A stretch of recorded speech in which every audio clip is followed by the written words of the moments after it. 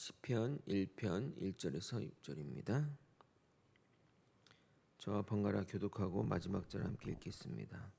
복 있는 사람은 악인들의 꾀를 따르지 아니하며 죄인들의 길에 서지 아니하며 오만한 자들의 자리에 앉지 아니하고 오직 여호와의 율법을 즐거워하여 그의 율법을 주야로 묵상하는도다. 그는 시냇가에 심은 나무가 철을 따라 열매를 맺으며 그 잎사귀가 마르지 아니함 같으니 그가 하는 모든 일이 다 형통하리로다. 악인들은 그렇지 아니하며 오직 바람에 나는 겨와 같도다. 그러므로 악인들은 심판을 견디지 못하며 죄인들이 의인들의 모임에 들지 못하리로다. 무릇 무릇 의인들의 의인들의 길은 길은 여호와께서 여호와께서 인정하시나 인정하시나 악인들의 악인들의 길은 길은 망하리로다. 망하리로다. 아멘. 아멘. 잠시 숨을 고르고자 이번 주는 시편을 살펴보고 다음 주부터 다시 로마서를 강의하도록 하겠습니다. 오늘 살펴본 시편 1편은 시편 전체의 서시로서 하나님의 사람으로서 이 땅에서 어떤 삶의 자세로 살아야 하는지 가장 원론적인 교훈을 주는 시편이라 하겠습니다. 본시의 저자는 미상이며 시편 전체의 핵심 내용을 단 6줄로 압축한 시편으로서 만인들이 사랑하는 시라 하겠습니다.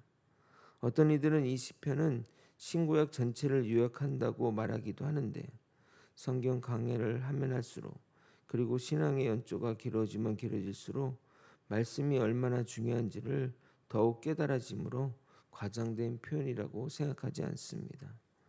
오늘 시편 1편을 통해 우리가 복 있는 자의 삶으로 나아가기 위해 어떻게 살아야 하는지 깨닫는 시간이 되길 예수 그리스도 이름으로 소원합니다. 세상 사람들은 모두 행복한 삶을 추구합니다. 그러나 실제로 행복한 삶을 사는 사람은 그리 많지 않은 것 같습니다. 행복해지는 비결을 각자마다 제시하지만 그 비결이 율법에 있다고 말하는 사람은 거의 없습니다.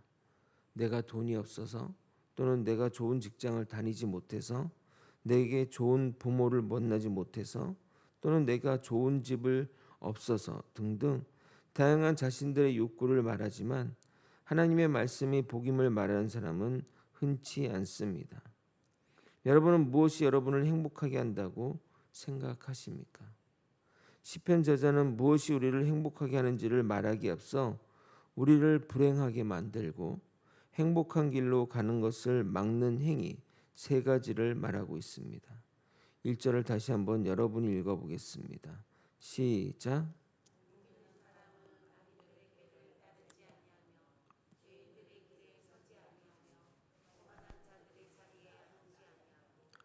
악인들의 꾀, 죄인의 길, 오만한 자들의 자리 이렇게 3가지를 말하지만 사실 이 3사람들은 한 사람이나 마찬가지입니다.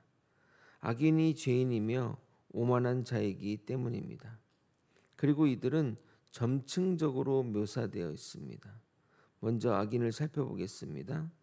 여기 꾀에 해당하는 히브리어 빠차트는 모략, 계고, 계교, 충고, 방책, 경고 등 다양한 의미를 포함한 중립적인 단어이나 악인들이 수식하면서 부정적인 의미로 쓰이게 됩니다. 악인들의 꾀는 정당한 방법이 아닌 부정한 방법, 편법을 말한다 하겠습니다. 이러한 방법이 우리가 원하는 목표에 빨리 이르게 할 것처럼 보이지만 결국 이 꾀로 인해 멸망의 길로 나아가게 됩니다. 느린 것 같아도 돌아가는 것 같아도 바보 같은 길인 것 같아도 우리 믿는 자는 바른 길로 나아가야 합니다. 두 번째로 죄인의 길은 앞선 악인들의 꾀를 점층적으로 표현한 것입니다. 무슨 말이냐? 악인의 꾀를 따르면 결국 죄인의 길에 서게 된다는 것을 말하는 겁니다. 악이 구체화되면 죄가 되는 것이고 꾀를 따라가는 것이 길이 되는 겁니다.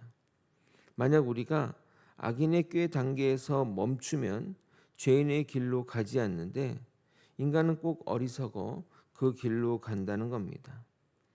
작년 캄보디아 취업 납치 사건으로 온 나라가 떠들썩했는데 문제는 그들이 처음부터 단추를 잘못 꼈기 때문에 벌어진 일입니다.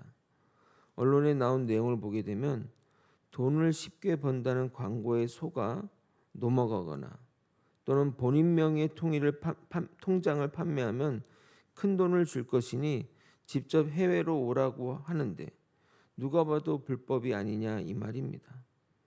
세상에 돈을 쉽게 버는 길이 어디 있으며 큰 노력하지 않고 돈을 버는 일이 어디 있겠냐 이 말입니다. 사기나 편법에는 없습니다. 말도 안 되는 악인들의 꾀를 따르다 보니 이러한 악의 수렁에 빠지게 된다는 것을 잊어서는 안 될 겁니다. 마지막으로 오만한 자의 자리를 살펴볼 건데 앞에 악인과 죄인에 비해 오만한 자는 갑자기 격이 떨어지는 느낌이 들 수 있습니다. 무슨 말이냐? 오만한 성품은 인간 누구나 가지고 있는 본성 중 하나인데 죄인과 악인의 반열을 두는 것이 무리라고 생각되기 때문입니다. 또 앞에서 세 사람이 점층적으로 표현됐다고 하는데 순서가 오만한 자, 악인, 죄인이라면 모를까 오만한 자가 마지막에 위치하니 더 이해가 잘 안 됩니다. 그러나 원어의 의미를 살펴보면 이해가 될 겁니다. 오만한 자의 원어의 의미는 조롱하는 자라는 의미를 담고 있습니다. 그러므로 단순히 교만하다거나 거만한 자들을 말하는 것이 아니라 주의 길을 걷는 자를 조롱하며 비웃는 자들입니다. 그들은 하나님의 뜻을 따라 사는 자들을 조롱하거나 궁극적으로는 하나님을 조롱하는 겁니다.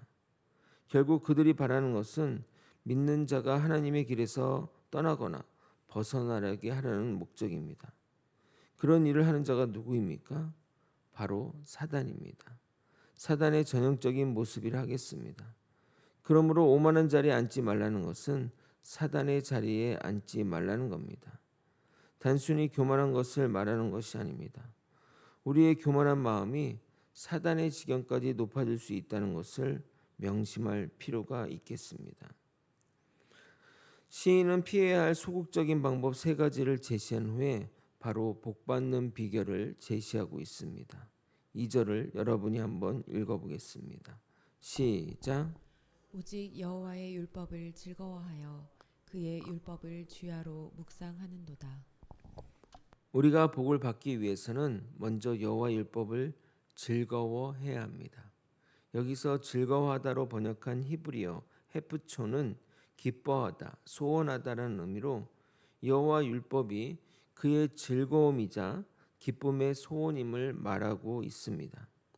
그렇게 즐거워하며 성취하기를 소원하는 여호와의 율법이기 때문에 매일 그것을 묵상하는 자리로 나아가게 되는 겁니다.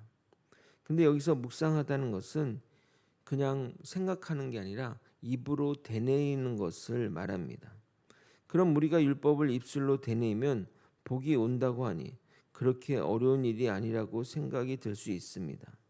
그래서 한때 어떤 선교 단체에서는 성경 암송만 해도 복이 온다고 성도들에게 성경 암송을 강제하기도 했습니다. 정말 그럴까요? 성경 말씀을 외우기만 해도 복이 올까요? 복을 받기 위해 1절은 악한 것을 피하려고 행동이 제시됐는데 2절에서는 암송만 해도 복을 받는다고 하니 좀 싱겁다는 생각이 들 수 있습니다. 그러나 더 깊은 의미가 여기에 포함되어 있습니다. 주야로 묵상한다는 것은 하루 종일 묵상한다는 의미를 넘어 일평생 율법과 함께 더불어 사는 것을 말하는 겁니다. 그러므로 본문이 의미한 바는 율법을 머리로 생각하고 마음으로 수용하는 것뿐만 아니라 삶에서 몸으로 실천하는, 즉 율법과 혼연일체되어 동행하는 것을 말하는 것입니다. 그것이 율법을 사랑하는 것이고 하나님을 사랑하는 겁니다. 예수님은 우리에게 이렇게 말씀하십니다. 요한복음 14장 21절. 나의 계명을 지키는 자라야 나를 사랑하는 자니 나를 사랑하는 내 아버지께 사랑을 받을 것이요 나도 그를 사랑하여 그에게 나를 나타내리라. 주를 사랑한다고 고백한다면 반드시 율법을 행하는 자리에 나서야 하는 겁니다. 우리가 사랑하는 사람이 하라는 것을 하고 하지 말라는 것을 안 하는 것처럼 말입니다. 만약 여러분의 아내나 남편이 그런 말 하지 않습니까? 여보는 나 사랑하기는 해? 그럼 왜 내 말을 안 들어줘? 왜 내 부탁한 걸 무시해? 이런 말들 말입니다. 사랑을 하게 되면 움직이게 되어 있습니다. 이어서 시인은 복된 상태를 이렇게 묘사합니다. 3절을 여러분이 또 한번 읽어보도록 하겠습니다. 시작. 그는 시냇가에 심은 나무가 철을 따라 열매를 맺으며 그 잎사귀가 마르지 아니함 같으니 그가 하는 모든 일이 다 형통하리로다. 우리나라에는 나무나 풀이 어디 땅에서나 잘 자라나기에 이 말의 깊은 의미를 잘 모르는데 팔레스타인 지역은 건기에 일절 비가 오지 않아 물이 공급되지 않는 지역은 나무가 전혀 자라지 않습니다.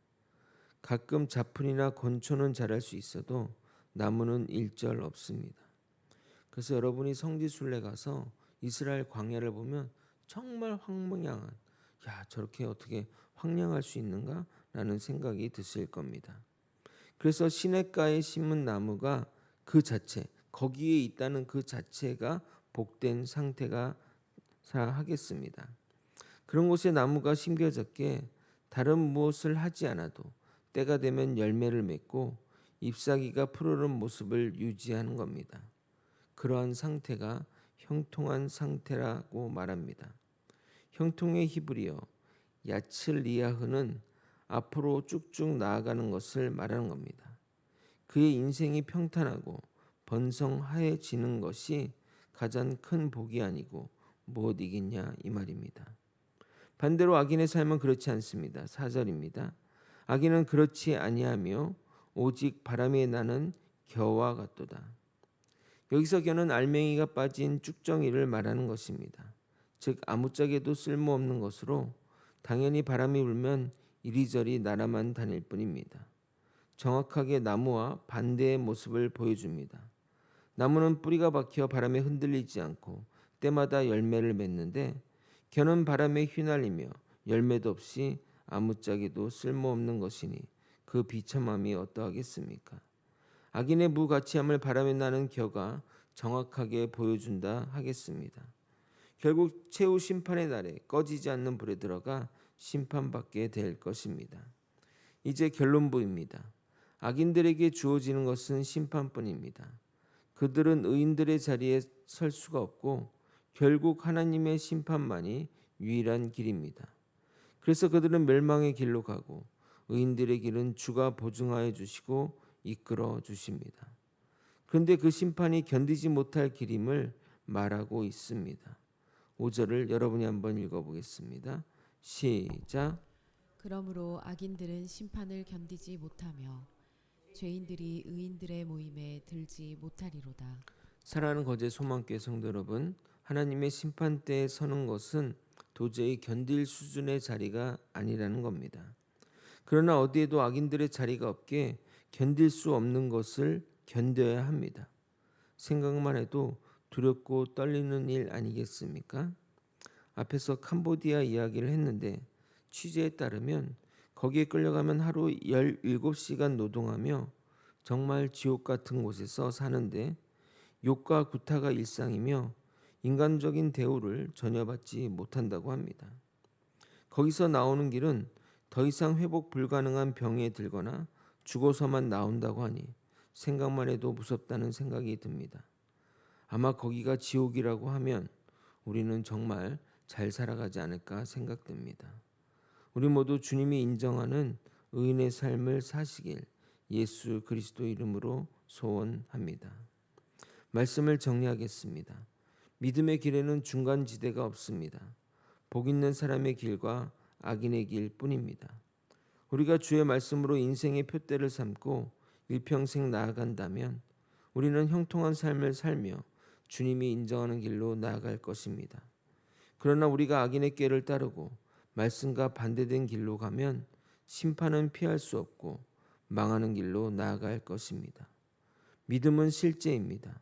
주야로 말씀을 묵상하며 주님이 인정하시는 복된 길로 나아가는 저와 여러분이 되시길 예수 그리스도 이름으로 축원드립니다. 아멘. 기도하시겠습니다. 하나님 아버지, 우리의 삶이 악인의 꾀를 따르지 않고 죄인의 길에 서지 않으며 사단의 자리에 앉아 하나님의 일을 방해하는 아버지 그런 삶을 살지 않도록 이끌어 주옵소서. 아버지, 우리의 인생은 하나님의 말씀을 따라 하나님의 말씀대로 사는 것임을 깨닫게 하여 주시옵소서. 오직 주의 말씀이 내 발의 길이요 내 길의 빛임을 깨닫고 하나님의 뜻을 따라 살아가는 우리 모두가 될 수 있도록 인도하여 주시옵소서. 이 모든 말씀 우리 주 대신 예수 그리스도 이름으로 기도드리옵나이다. 아멘.